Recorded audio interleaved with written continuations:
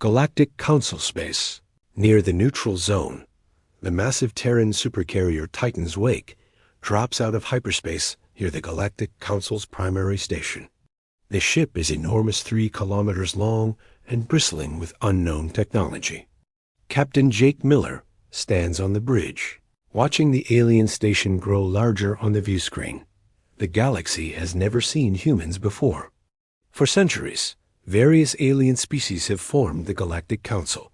The blue-skinned Altans, the insectoid Vex, the crystalline Lux, and dozens of others. They consider themselves the apex of civilization with their advanced energy shields, plasma weapons, and faster-than-light travel. Council ships immediately surround the human vessel. Admiral Rex of the Altan fleet demands identification. Captain Miller responds calmly, introducing humanity as a new species seeking peaceful contact. The aliens are puzzled by the primitive-looking metal hull and projectile weapons they detect.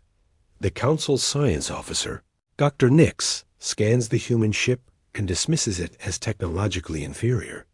Their weapons appear to be simple kinetic projectiles, bullets, and railguns, while Council ships use sophisticated energy weapons. The human ship's armor looks like basic steel alloys compared to the Council's advanced energy barriers. Captain Miller requests permission to dock and meet with the Council. The aliens, confident in their superiority, grant permission. They're curious about these newcomers, who somehow achieved faster-than-light travel despite their apparent technological backwardness. As the Titan's Wake approaches the station, smaller human fighters launch from its bays. The Council pilots laugh at the primitive-looking craft with their visible engines and physical missiles. Everything about the humans seems centuries behind. Council technology. The stage is set for what the Council believes will be a simple diplomatic meeting with a primitive species. They have no idea what's coming. Galactic Council chambers. Captain Miller and his team dock with the Council station. The meeting takes place in the Grand Chambers, where representatives from dozens of species gather. The Council chairman, an elderly Altan named Vex, presides over the session. The humans are received with polite condescension. Council members marvel at their crude-looking equipment and simple uniforms. When Miller presents humanity's credentials and territorial claims, the Council barely pays attention. They're more interested in studying these primitive beings who somehow stumbled into space. Dr. Nix presents his analysis of human technology. He explains that their weapons are kinetic-based, their armor is metallic, and their energy systems are fusion-powered. All technologies the Council abandoned centuries ago in favor of pure energy manipulation. The chamber fills with polite laughter. Council military commander Zax dismisses humanity's request for territorial recognition. He suggests the humans should be grateful for Council protection and perhaps serve as a client species. The humans could provide raw materials in exchange for real technology. Captain Miller remains calm throughout the humiliation.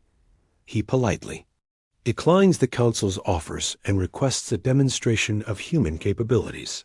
The Council members exchange amused glances. They agree, thinking it will be entertaining to watch primitive weapons against their advanced shields. The demonstration is scheduled for the next day in empty space. Council ships will test their defenses against human weapons.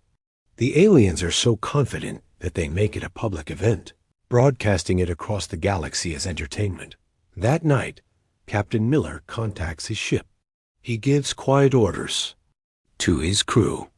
The humans have learned everything they need to know about Council technology and attitudes. Tomorrow will be educational for the Council. Open space near the Council station.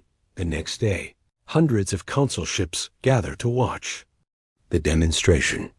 News crews from across the galaxy broadcast the event. The primitive humans are about to learn their place in the cosmic order. A Council heavy cruiser, the Star's Edge, takes position as the target. Its energy shields shimmer around the kilometer-long vessel. The ship's captain An arrogant Vex named Kix boasts over the com that human weapons couldn't scratch their shields even if they fired for hours. The Titans. Wake launches a single fighter. The small human craft approaches the Council ship, looking tiny and helpless. Council observers make jokes about the primitive vessel with its visible engine exhausts and metal hull. The human pilot, Lieutenant Tom Parks, requests permission to fire.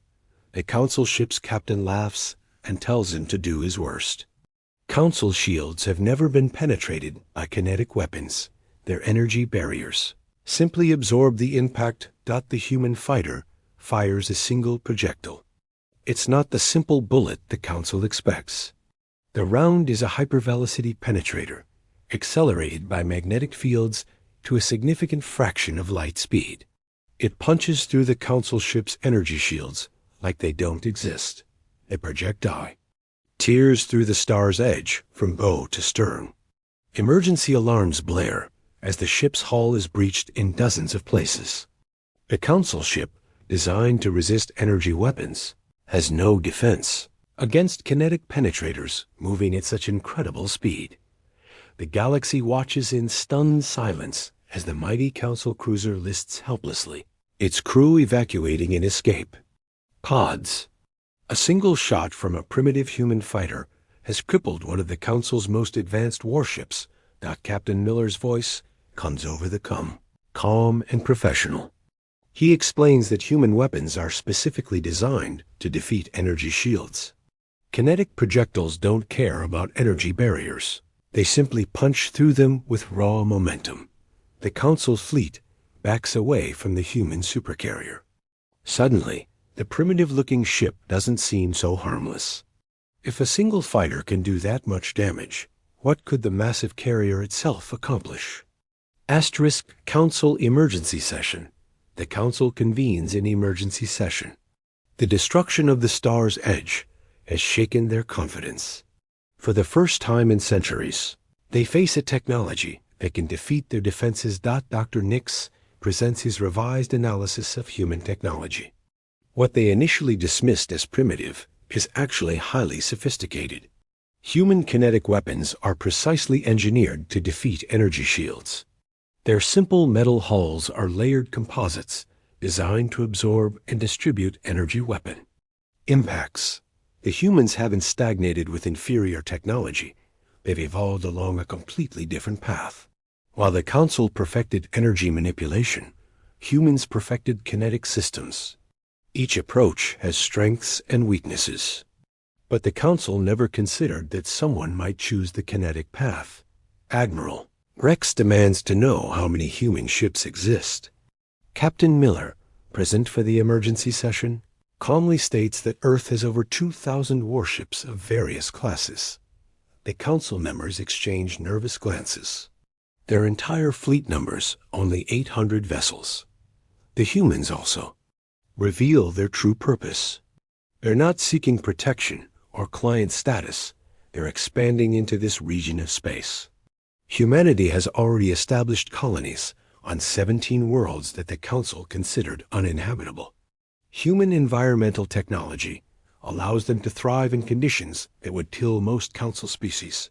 Captain Miller presents humanity's territorial claims. The humans want recognition as equals, not subordinates. They're willing to coexist peacefully, but they won't accept Council dominance. The Council faces an impossible choice. They can't defeat the humans militarily. Their energy weapons are useless against kinetic defenses, while human weapons easily penetrate their shields. But accepting human equality means admitting that their technological superiority is an illusion.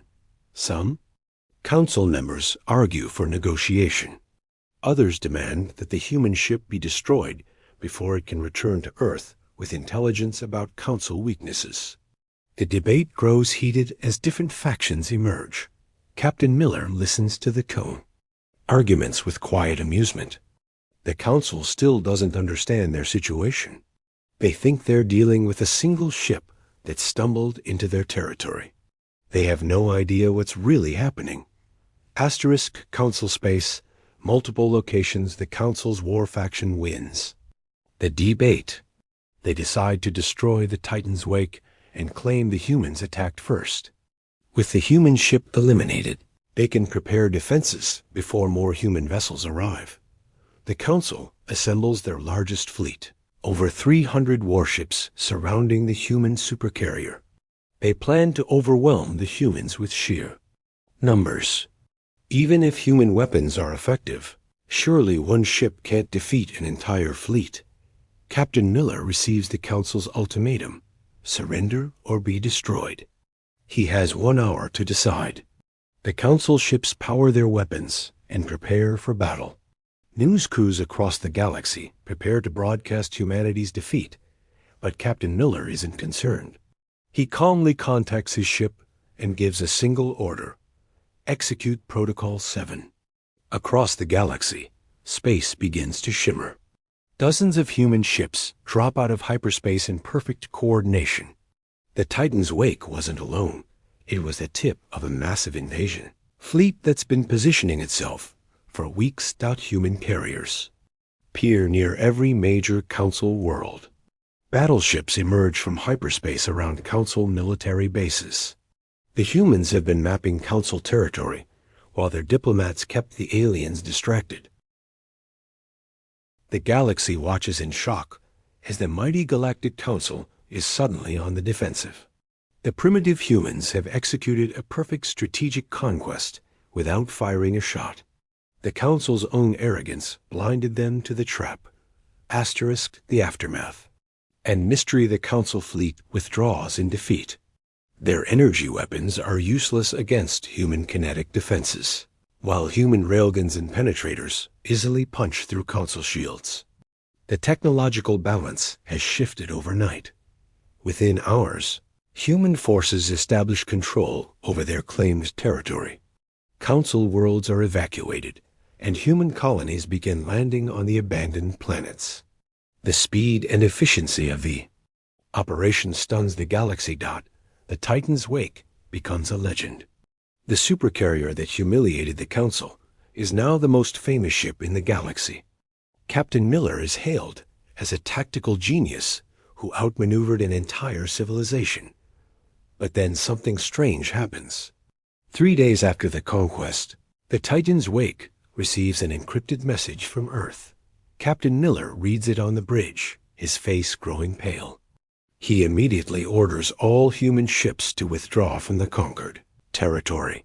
The human fleet abandons their new colonies and retreats beyond the galactic rim. The Titan's wake is the last to leave, transmitting a final message: the Terran colonial fleet withdraws from this territory. We will not return. The Council is baffled. Why would the humans abandon their conquest?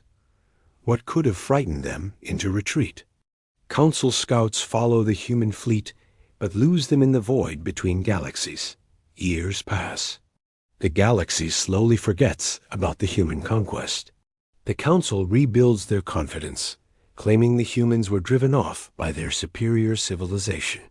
The abandoned human colonies are resettled by Council species, but some remember. Deep space monitors still scan for human ships.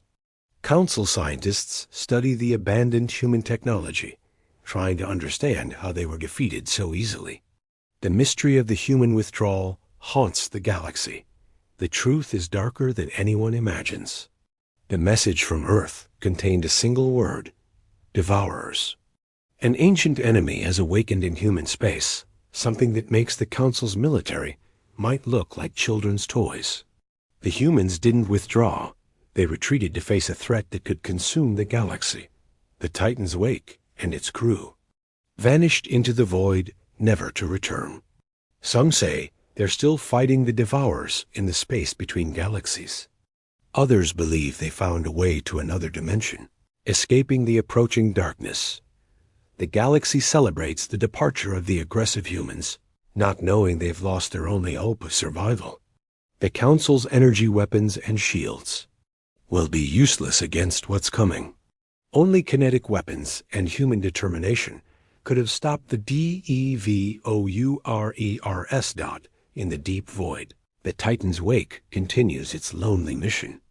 Captain Miller and his crew stand guard against the darkness, protecting a galaxy that doesn't even know it needs protection. They are humanity's gift to the cosmos silent guardians, who will never receive the gratitude they deserve. The Supercarrier. That stunned the galaxy fades into legend, its fate unknown. But somewhere in the dark between the stars, human voices still whisper, "We stand watch. We hold the line. We will not let the darkness win." The galaxy sleeps peacefully, unaware that its survival depends on the courage of the humans it drove away. Asterisk.